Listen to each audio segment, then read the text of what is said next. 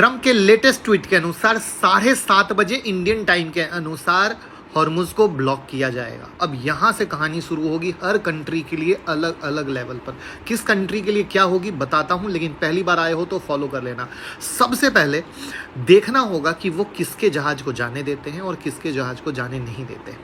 इसमें कुछ सोर्सेज तो ये कह रहे हैं कि इंडिया के जहाज को जाने देंगे। चलिए इंडिया पे बाद में आएंगे, पहले चाइना का समझ लेते हैं क्योंकि सबसे बड़ा खेल चाइना का होने वाला है। अगर चाइना के जहाज को उन्होंने ब्लॉक कर दिया तो ये जो हम लोग हर बार बात करते थे ना वर्ल्ड वॉर 3, तो ये नया नाटक वहाँ से निकलेगा कि भैया चाइना के जहाज को रोका तो अब चाइना क्या एक्शन लेता है। वहाँ पर अगर चाइना के जहाज को जाने दे दिया तो पूरे वर्ल्ड में मैसेज आएगा कि चाइना ही सुपर पावर है।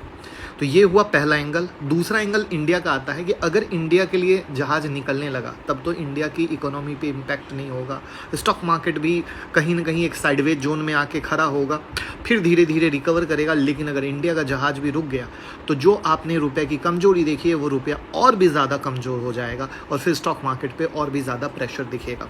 तीसरा, अगर आप सोशल मीडिया या इंटरनेशनल न्यूज़ को फॉलो करते होगे तो वहाँ पे देख पा रहे होगे बहुत सारी कंट्री, यूरोपियन कंट्री लिटरली परेशान है। वो आपस में मीटिंग कर रही हैं कि भैया इसका सॉल्यूशन आए, क्योंकि यूरोप की हालत सच में बहुत ख़राब है। और जो मैंने आज सुबह की रील में भी आप लोगों को क्लियर बताया था कि हमें अगले 3 से 4 दिन बहुत इंपॉर्टेंट होने वाले हैं, क्योंकि इजराइल खुद कह रहा है कि कुछ देर में सीज़फायर ख़त्म हो जाएगा। अब ख़त्म हो जाएगा तो क्या बमबारी शुरू होगी या सिर्फ हॉर्मुज पे ड्रामा शुरू होगा, ये देखने वाली बात होगी और यही सब कुछ आगे की दिशा तय करेगा। तो फॉलो कर लीजिए या यूट्यूब इंस्टाग्राम मेंबरशिप से ज्वाइन कर लीजिए। हर चीज़ जो आपको बेहतरीन है मैं बताता रहूँगा।